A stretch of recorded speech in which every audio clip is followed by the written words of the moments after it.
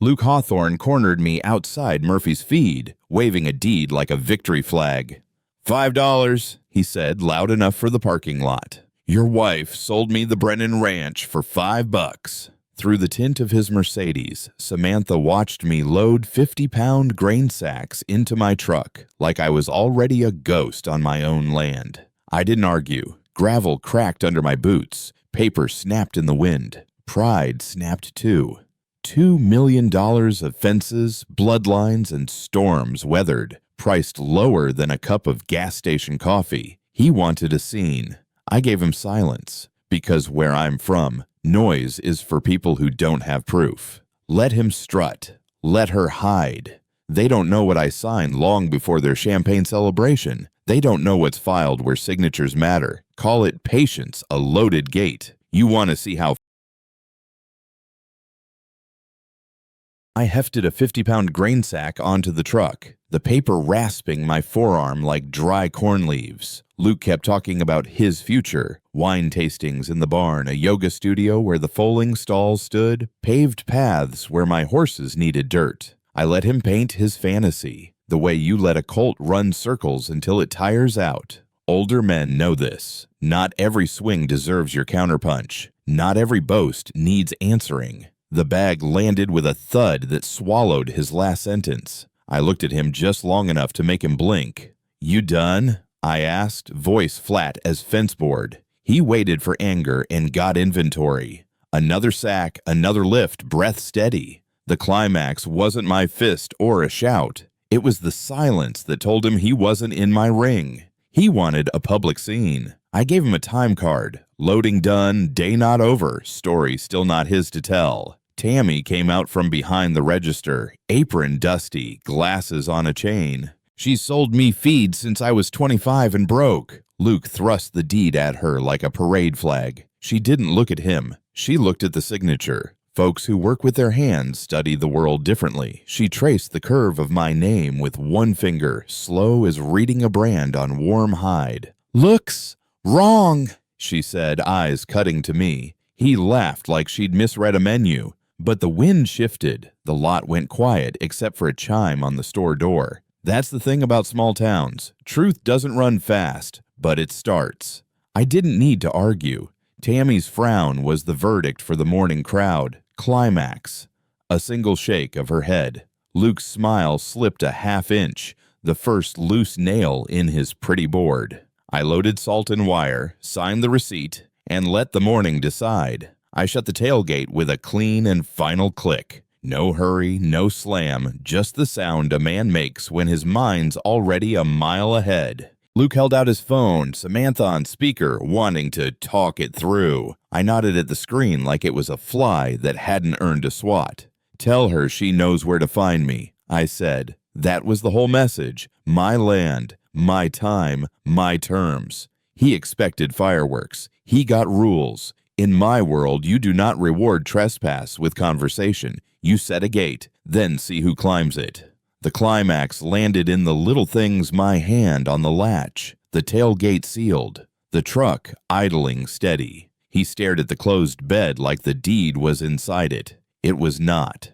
What mattered was never where thieves thought to look. I tipped my hat to Tammy, rolled out, and left him to talk to his echo. The road home curled past the lightning-split oak, the one that taught me what survives when fire meets sap. Hills leaned into each other, the Texas soil red as a scraped knuckle. I have driven that stretch in drought, in flood, in years when hay cost more than hope. Men my age know the milepost by memory. Fence line fixed last spring, the low spot you ease through after heavy rain, the corner where your father once missed a gear. Every ranch has a family Bible. Mine is this road. As I climbed the last grade, the valley opened like it always does. Pastures I'd nursed from scrub, roofs I'd nailed in heat that made hammers too hot to hold. The climax was not a shout. It was the simple arrival at the top. The ranch laid out exactly where I left it. They could wave papers in town. Out here, the earth knew my name, and it answered back. By heart. Eli waited by the barn, sun carving his profile into the dust. 12 years on my crew. He's the kind of man who asks one question with your name. Liam! That was it. I nodded once, a language we both learned working horses' short reins, steady hands. He didn't crowd me with plans or pep talks. He looked at the lanes, the tack room, the hay count, making sure the machine still ran. Older men respect that kind of quiet. We've all needed a friend who doesn't polish words when the wheel's loose. I handed him the clipboard. He didn't ask if rumors were true. He asked what needed doing. The climax lived in a shared rhythm. His boots moved when mine did. It's how you keep a ranch and a mind from falling apart. Synchronize the simple tasks until your heart rate drops and your next step appears. The sun climbed higher, and the work found its voice again. Inside the house, desk drawers gaped like pulled teeth, folders emptied, pens rolling on the floor. Theft looks messy because it is. Honest work stacks straight. Samantha thought the important things lived where important people sit. That is a city mistake. I stood in the doorway and let the quiet do its work. Anger is bad at math. It forgets where you put the real numbers. I pictured my father's hands teaching me locks the summer we buried him. Never hide the crown jewels with the costume stuff. The climax of the room was simple. I did not step into the mess. I did not touch the drawers. I turned around and walked to the kitchen. If you have ever lost your wallet and then found the key you really needed, you know the feeling. Order beats chaos by remembering the plan you made when you weren't bleeding. I poured water, breathed once, and let stillness settle back in quietly. Behind the fridge, taped inside a coffee can, "No one but me moves" was the heartbeat. The original deed in my name, the upgrade receipts, the bloodline papers. I slid the stack onto the counter, each page facing north like soldiers at attention.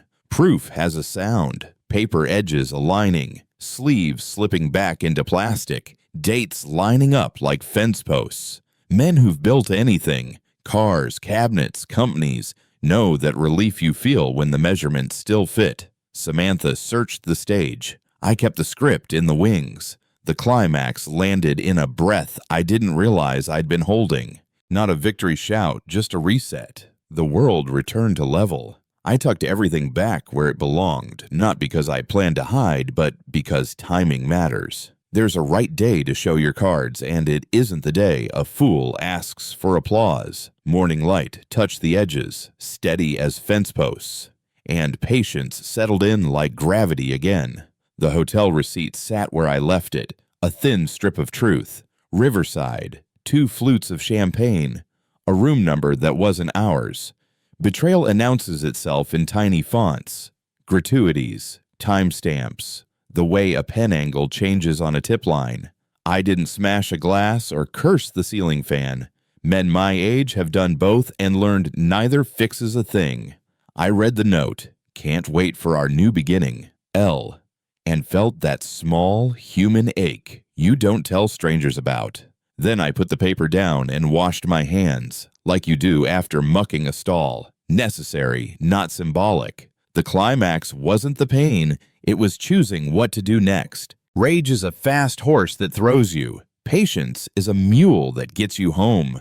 I dried my hands, turned off the light, and aimed myself at the problem that actually mattered. Evidence first, feelings later, daylight, paperwork, and a gate that locks. Mark called again, Samantha's younger brother, a county guy who knows which window papers pass through. He didn't waste time. She filed something at the courthouse, thinks taxes give her a claim. I stepped onto the porch where the boards remember my weight. Every divorce story an older man hears has a courthouse chapter, or it's porier. The trick is writing your lines before you walk in.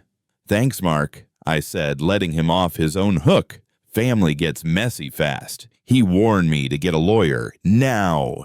The climax was the calendar snapping into focus. Days, not months. Hours, not days. I watched a hawk circle the back pasture, patient, sure, reading thermals I couldn't see. Predators and protectors use the same sky. I pocketed my phone, felt the familiar pulse of a plan uncoiling, and headed for my truck. Next call wasn't a maybe. It was Martha, and her number was starred. I turned the key, breathed once, and drove toward work. I've known Martha Fitzgerald since she settled my father's estate. Boots in her trunk, statutes in her head. When she picked up, I didn't need a speech. "I need you," I said. She gave me a time, a place, and one instruction older men appreciate. Bring originals. Folks think law is theater. It's really carpentry. Square cuts, solid joins, no gaps to pry. She asked about signatures, witnesses, dates. I answered like I was reading off a feed invoice. Then she went quiet the way good mechanics do before they quote you. "I can see you at 8, she said. "We'll start with title, then the marriage paper trail." The climax was a sentence that slid into my spine. I've handled worse with less. That's the kind of line that steadies hands. I hung up, brewed coffee for morning, and laid out documents like tools for a job you know you can finish. Outside, Dawn leaned on the fence and promised lines. Morning smells different when you've got a fight you're ready for. Coffee deeper, bacon louder in the skillet. Samantha's dress shoes sat under the chair like rented promises. No mud on the soles, no miles in them. I set 2 mugs on the table out of habit and left hers empty. Older couples know those tiny routines, the ways we pass the salt and the years. She came in, eyes hard, voice soft as a knife sleeve. I let the room hold its usual sounds. Drip, crackle, clock tick, climax. I didn't invite her to sit. Space tells the truth, our mouths won't. She glanced at the empty mug and didn't touch it. We both understood what that meant. Some bridges aren't on the map anymore. I turned off the stove and waited. If there was going to be a declaration, I wanted it clean, with sunlight on the table and my hands quiet. I faced morning steady, breathing slow, choosing proof instead. "I'm leaving," she said, sliding county-stamped papers across the wood like a dealer. "Ranch is sold. $5, filed yesterday." There's a way some people say yesterday like it's a lock. I pushed the page back with one finger, the notary seal catching the light. My signature trying to be mine, and failing. "You can't sell what isn't yours," I said. No anger in it, just weather. She fired back with community property, the term folks learn from friends and use like a crowbar. Men 30 to 65 have all heard that one. I thought of the title date, before our wedding, and the laws that honor that kind of timing. The climax was her eyes flicking first, a tell I'd seen in card games after church picnics. She was betting I didn't know my hand. I did. I folded the paper once, set it down, and told her to finish her breakfast while it was still warm. Then I called Martha before noon. Luke walked in without knocking, cream trousers drinking up the dust, cologne wrong for a room that smells like coffee and leather. He clapped his hands like a contractor about to gut a kitchen. "We'll start upstairs," he said, measuring my life with his eyes. City men forget country rules. You don't reorder another man's house with him standing there. I didn't ask him to leave. I watched his shoes sink half an inch into the gravel outside the back door and knew the land would do some of my talking. Climax. Eli appeared in the doorway, silent as a post, and Luke finally looked unsure. "Everything okay?" Eli asked me. "Not them." I nodded. He texted Martha without moving his feet. That's teamwork after years. One man reads the room while the other keeps the temperature steady. Luke kept grinning. The edges of it looked tired. I set a mug down, wiped the counter, and let silence take head seat. By 11, the phones turned into a cattle drive. Banker Jane wanted me to come in and clarify. Doc Hendress asked why Samantha and a blonde man said I was having episodes. Martha Henderson wondered if we'd sold. Rumor moves faster than feed trucks when there's a messy headline. I took each call, I mend wire, one point at a time, no talking where I can't prove. "I'll bring documents," I told Jane. "I'm fine," I told the doc. "Stop by the gate if you're curious," I told Martha. The climax wasn't convincing them. It was refusing to be cornered by a story I didn't write. Older men know the cost of explaining yourself to people who want gossip, not truth. I put the phone face down, stepped outside, And let the Colts remind me what's real. Eat, work, water, rest, repeat. Then I hosed the dust from a trough and tightened another staple. Work answering rumors with tomorrow's chores, not speeches. Kyle's name lit the screen like a flare. College has a way of stretching a kid's voice, deeper but young when it cracks. Dad, what are you doing? Mom says. I let him finish the sentence he'd been handed. It hurt, like it does when someone borrows your child's trust. I didn't defend myself. I gave him an invitation. Come home this weekend. I'll show you. He mentioned a study group. I said I'd wait. The climax was quiet. He didn't say yes, but he didn't hang up angry. Men who've raised boys know this dance. Truth needs evidence, and sons need to see it with their own eyes. After the call, my coffee was cold. I drank it. Sometimes you swallow what you don't like because the day needs finishing, and the herd wants feeding. I set a plate aside, checked the stalls, and left the porch light on tonight. A good father keeps the gate unlatched, but fence line straight. Thursday's mail dropped a clue in my lap, the way life sometimes does when you're not chasing it. Credit card charges for a storage unit, Unit 47B, paid 6 months ahead. I've learned to listen when a small number speaks loud. Most bad plans leave breadcrumbs because thieves think they're cleverer than the clock. I grab my keys and a bolt cutter from the shop, not to play cowboy, but because locks are honest. They break or they don't. The manager was young, remembered me from our veteran riding program, and didn't ask many questions. Martha spread the papers across her oak desk like a map of a country I already owned. Title history first, then marriage timelines, then the tools. An irrevocable trust already in motion, lawful audio in my own home, and a private investigator named Dana who does not miss much. Older men will understand this rhythm. Measure twice, cut once, bring the right wrench the first time. We agreed on sequence, not theater. Secure originals, log chain of custody, trigger the trust filing, then let the recorders catch what pride can't keep quiet. Do not reach, Martha said. Let them talk. I have trained horses long enough to know restraint isn't weakness. It's the bridle that keeps you off the ground. The plan clicked together like a good gate hinges greased. Latch true. Climax. A single signature from me on the final trust page, the lock dropping where it needed to. We stood. Job started. Not finished started clean. Measured. Lawful. Dana arrived at the ranch in jeans and borrowed boots, hair tucked under a ball cap, posture relaxed like somebody who pays attention without staring. We met in the arena with a gelding that doesn't mind beginners. Teach me the reins, she said, and I did. Hands low, pressure steady, release as reward. Most folks think riding is about strength. Older hands know it's about timing and trust. We talked tack and footfall, nothing else, because that's how you build a cover worth believing. She watched my cues, the way I breathed before a transition, and matched them like a dance partner who studied the band. Climax. One clean circle at a trot. Headset jostling just enough to look accidental. Tomorrow, your kitchen, she murmured when we cooled the horse.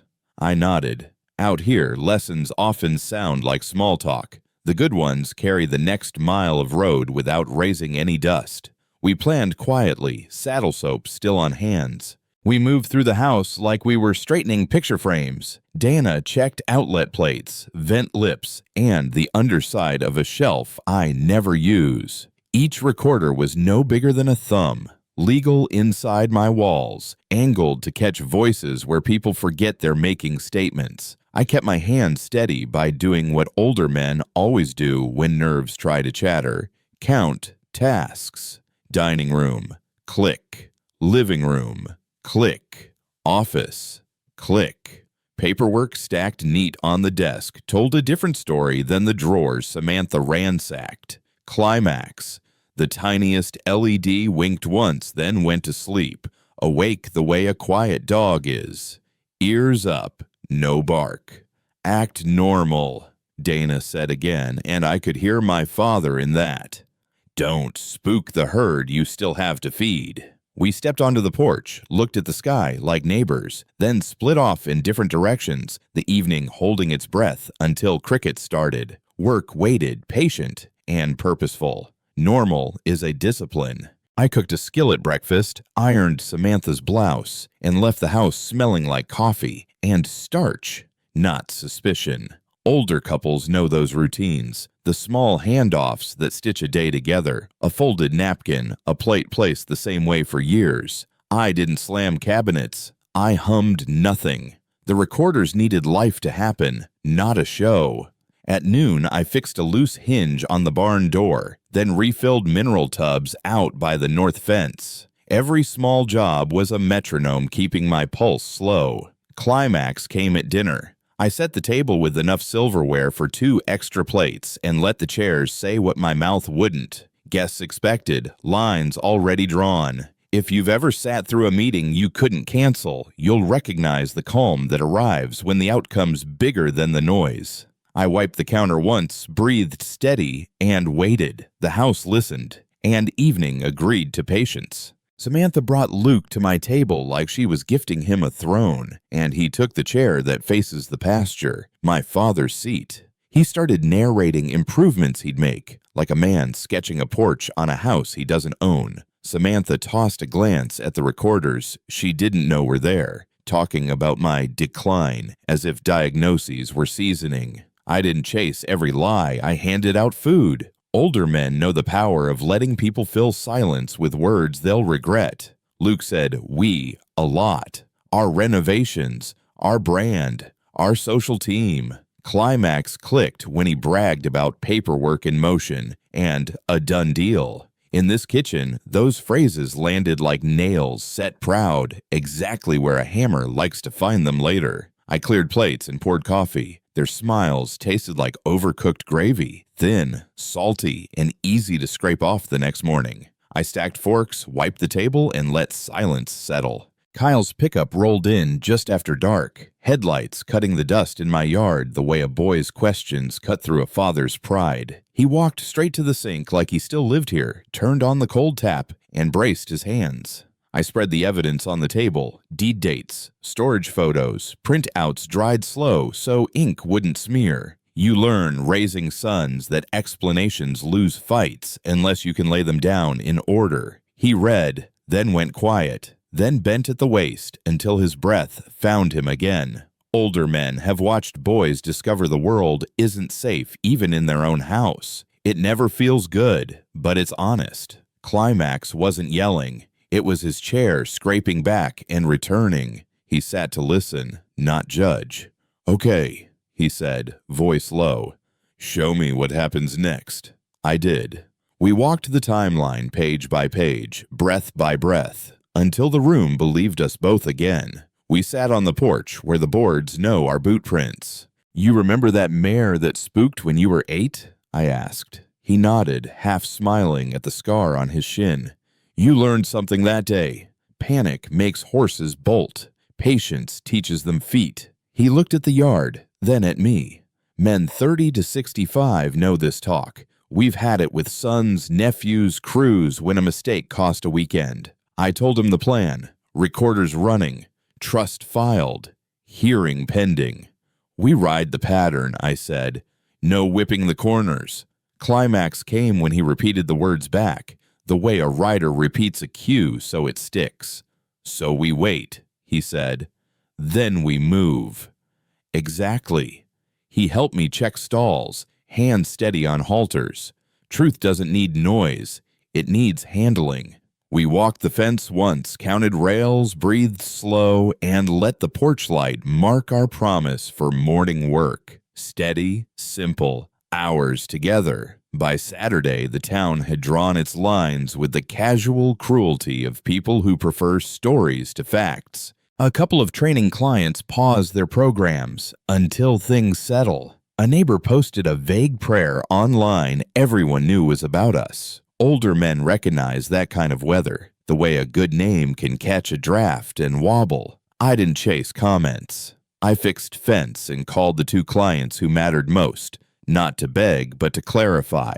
"I will put paperwork in your hand next week. Climax showed up at the feed store when Tammy rang me up without a word and slid an extra salt block my way. Quiet loyalty you can bank. Rumor runs on sugar. Work runs on grit. I loaded the truck, nodded at folks who did not nod back, and drove home with the same list I left with, the same tools under the seat, and tomorrow's chores already speaking in plain daylight. When Samantha changed the locks and cut my cell line, I didn't kick a door or preach to the wind. I set a cot in the tack room, unfurled a sleeping bag that still smells like mountain trips from Kyle's grade school years, and let the horses be the company men my age understand. Quiet, present, never judging you for what you don't say. Breath from the stalls rose and fell like a choir tuning up. I checked waterers by headlamp and refilled a hay net that had run low. Climax came at midnight, when the ranch sounded normal again. No metal banging, no voices where they shouldn't be, just animals trusting a man to keep the lights gentle. If you've ever slept at work to keep something alive, you know that tired, righteous ache that tells you the center is still holding. I hung my jacket on a nail, set my boots side by side, and let morning find me working, quietly. At 2 a.m., Midnight Star started walking circles. Tail lifted, eyes wide. I called Eli and Doc on the barn landline because my cell was a ghost. We moved like a team that's done this before. Clean towels, iodine, a quiet voice in the mayor's ear.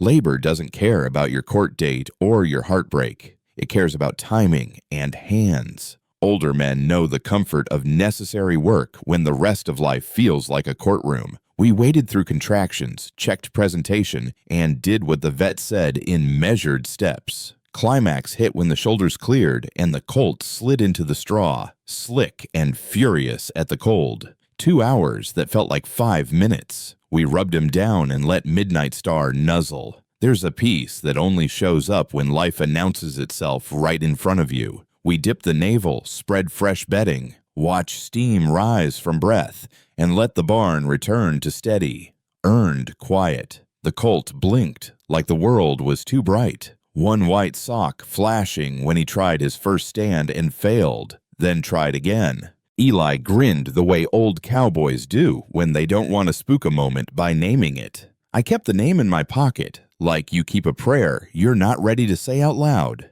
We dipped the navel, checked the mare, and watched the little one puzzle out legs the length of his whole body. Men to 65 have watched new things wobble to their feet. Businesses, marriages, stations in life, and felt the same hope mixed with fear. Climax arrived when he found the udder and latched, the barn falling into that quiet of work well begun. I leaned on the stall door and let my heart slow. Eli scratched the mare's withers while foam flecked the colt's lip like lace. Dawn waited outside. Whatever storm waited in town, this was the weather I trusted. Morning brought Banker Jane in polished boots that still carried dust like a badge. Samantha tried to intercept her in the drive with a story about my episodes. Jane cut past, straight to the barn where I was checking the colt. She's known me since I was a teenager signing for my first feed account. Talk to me, she said, and I did. Dates, documents, the trust filing. Older men appreciate bankers who can do math and remember character. Jane slipped me her cell. Call this not the branch, she said. Climax was a sentence without drama.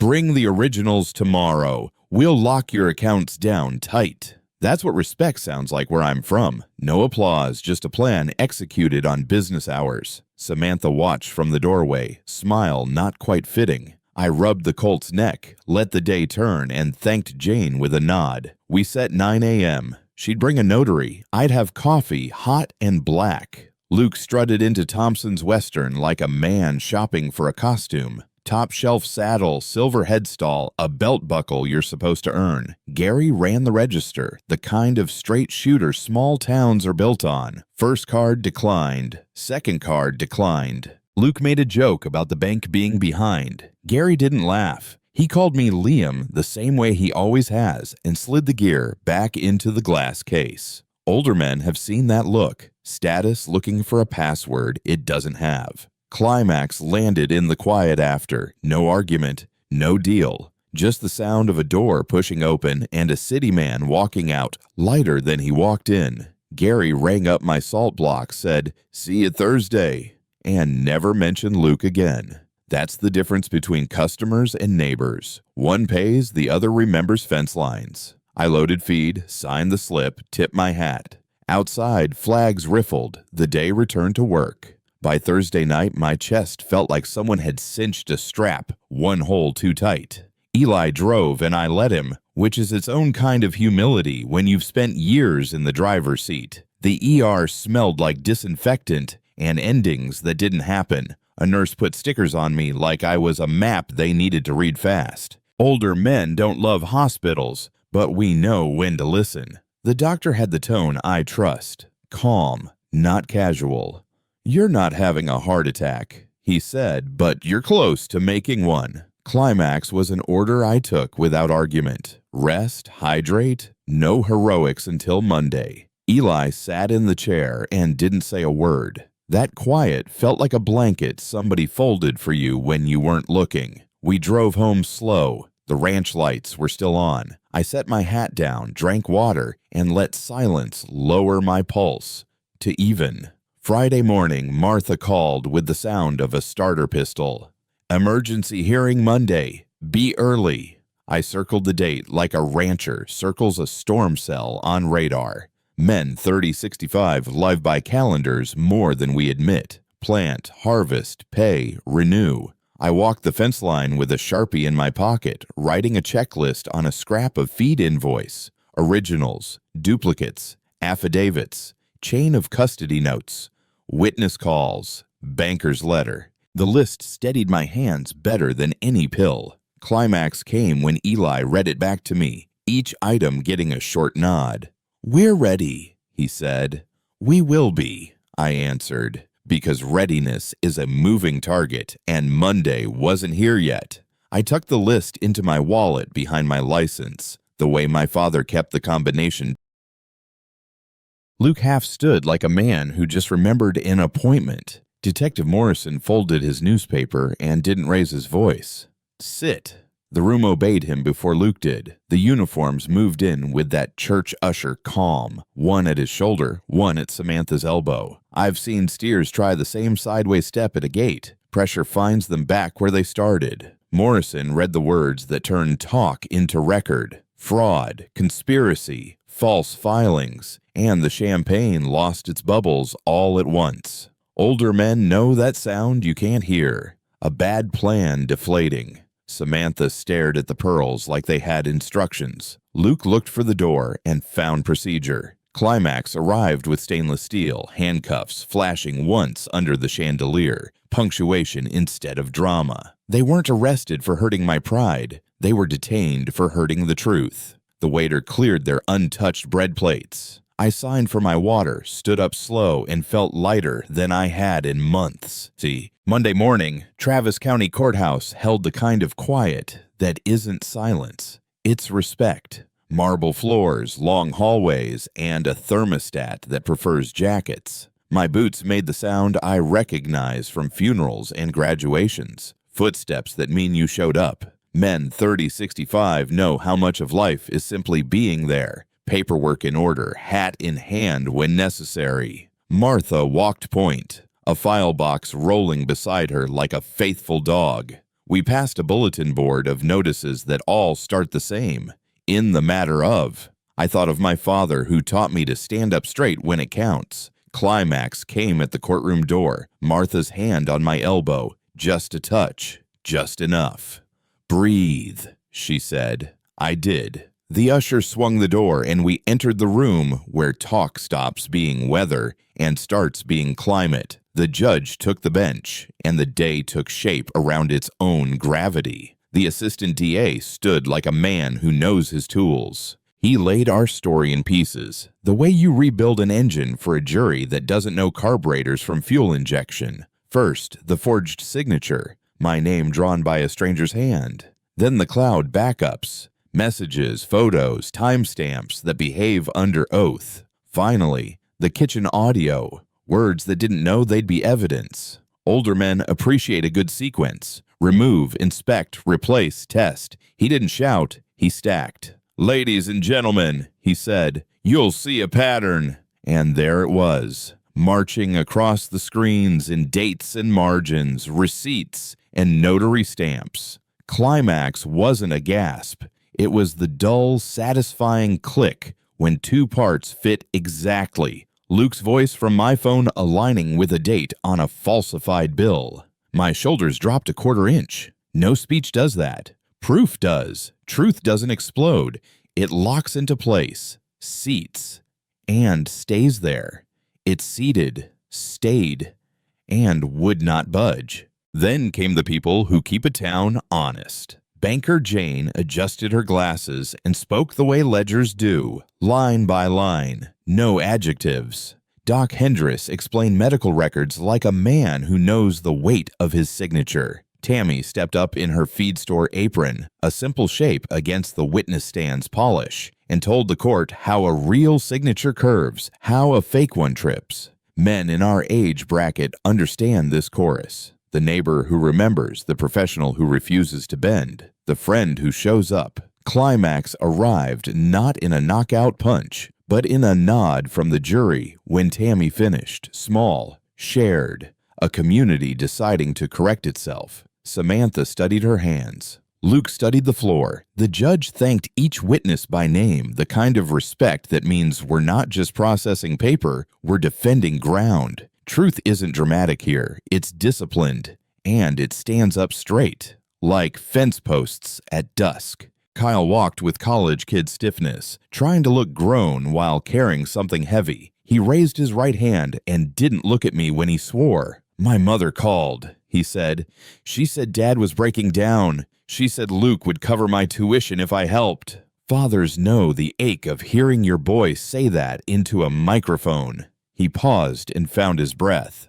"I believed her," he added, "until I came home and saw the truth." The DA didn't press. He let the room hear a son's correction. Climax landed in the quiet after his last sentence, a silence that takes work to hold. Kyle stepped down and didn't look back at Samantha. He didn't have to. He sat beside me, knee bouncing, then stopping when mine didn't move. That's how men steady each other quietly when words run out, when pride gives way to presence. I touched his shoulder, brief as a nod, and the room exhaled. The judge turned to Samantha like a teacher who's seen the cheat sheet. "Mrs. Brennan, did you forge your husband's signature?" The air in my chest felt like winter. She looked at her lawyer, then at the seal above the bench. "Yes." No echo followed. Older men understand the power of a one-word confession. You can feel the nails seat into the lumber. The ADA asked about the vet bills. "Yes," she said again, softer, like she hoped the word could share the weight.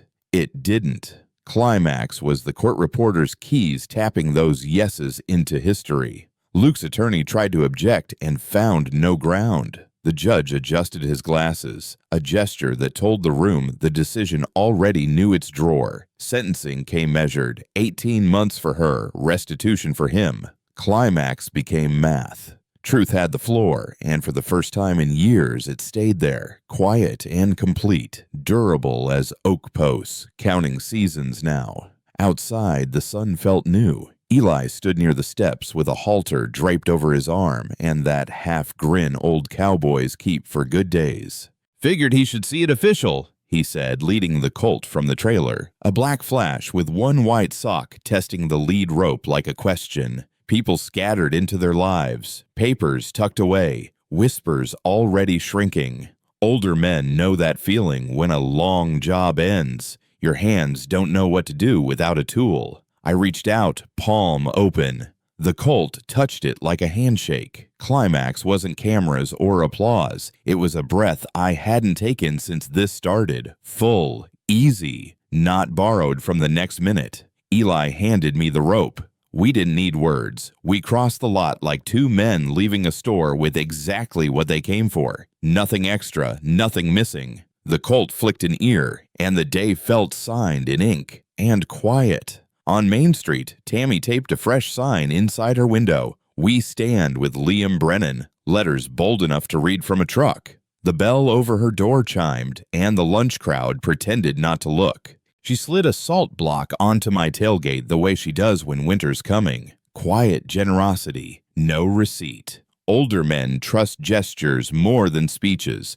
We've seen both and know which one feeds cattle. Climax came in the handshake that lasted half a second longer than usual. "See you Thursday," she said, which is how this town pronounces mercy. On time, in stock, same price as last time. I drove past the barber shop and got the kind of nod that doesn't require a conversation. Somewhere, a rumor died of natural causes. The ranch road waited where it always waits. I rolled the window down, tasted cedar and dust, and drove home through earned peace.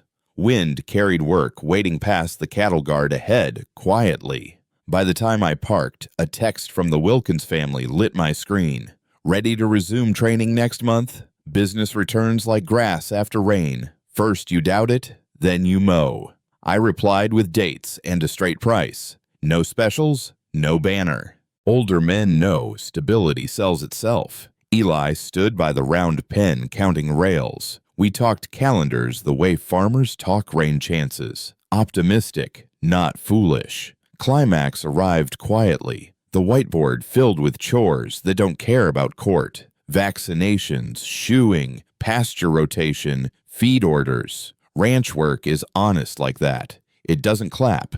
It hands you tools. I wiped dust from the tray and felt good tired settle back into my bones. We weren't recovering. We were operating. The difference is simple. Recovery asks for applause. Operation hums. I hung the marker, shut the gate, and listened for squeaks. None, just wind, cattle, and work waiting steady. Steady enough to trust tomorrow. The gate swung clean and true. 6 months passed the way fence lines do. Post by post, corner by corner. The veteran therapy program doubled, not because of marketing, but because men told other men what a horse can do for a mind that's seen too much. Eli and I signed papers that made him a 60-40 partner with an option to buy more. Older men will recognize that as respect you can spend. We sat at the kitchen table, 2 mugs, no champagne, and wrote this place into a future that didn't need luck. Climax was the handshake that finished the pen stroke. We both looked out the window at work waiting and felt the relief of not carrying it alone. If you've ever made a good hire after a long drought of maybes, you know the breeze that moves through a house without opening a door. The herd grazed like it believed in us. Tomorrow we start earlier because trust runs ahead of schedules here. A letter came from Coleman Correctional, Samantha's handwriting neat as ever. Apologies have a smell when they've been steamed open by a prison library. They carry disinfectant and time. I read every line once. Regret can dress up like repentance and still be late to the dance. Older men understand boundaries more than they used to. We've learned the cost of reopening doors that rot from the hinges. I folded the pages, walked to the burn barrel behind the shop, and set them under a match. Climax wasn't the flame. It was the ash lifting away until there was nothing left to read. Forgiveness is a road with mile markers you don't see from the highway. I'll travel mine without invitations to reroute. I kicked the barrel once with a steel toe and went back to the barn. Horses eat at 4, whether or not you've made peace. Feed buckets clattered, halters clicked, and the evening settled like earned quiet around us. Mark pulled in with a banker's box and a sheepish grin. "I should have said something sooner," he started, and I waved him in. Inside were my mother's recipe cards Samantha once called water damaged, photo albums that still smelled like the closets they came from. We set the box on the table and sorted like 2 men who don't need to fill silence to make progress. He admitted he'd looked the other way when whispers started. I admitted I'd done the same when signs were small and convenient. Older men know that shared confession isn't weakness, it's a tool. Climax was simple, a picture of Kyle on the porch swing I hung when he was 3, both of us covered in paint where paint didn't belong. We laughed, which is how you seal certain repairs. Mark left lighter than he came. Morning draws a clean stripe across the pasture, the herd moving like a single thought. The gate sign reads, "Second chances." Iron catching first light. Phone buzzes. Vaccinations at 9. Therapy at 2. Shoeing on Friday. Work is the drum that keeps a man honest. I remember pearls in a restaurant, a gavel, and papers where signatures matter. I hear Kyle's steady, "Okay, show me," and Eli's quiet, "We're ready." At the fence, the colt noses my palm. One white sock bright as promise. They priced my life at $5. Men our age know. Price isn't value, and value isn't for sale. Silence wasn't surrender. It was a loaded gate. Locks held. Proof spoke. The ranch stayed where sweat put it. If any of this hit you, in the gut, in the jaw, in how you straighten your back, tell me the moment. Drop it in the comments. Hit subscribe and saddle up right now. There are more storms to ride through.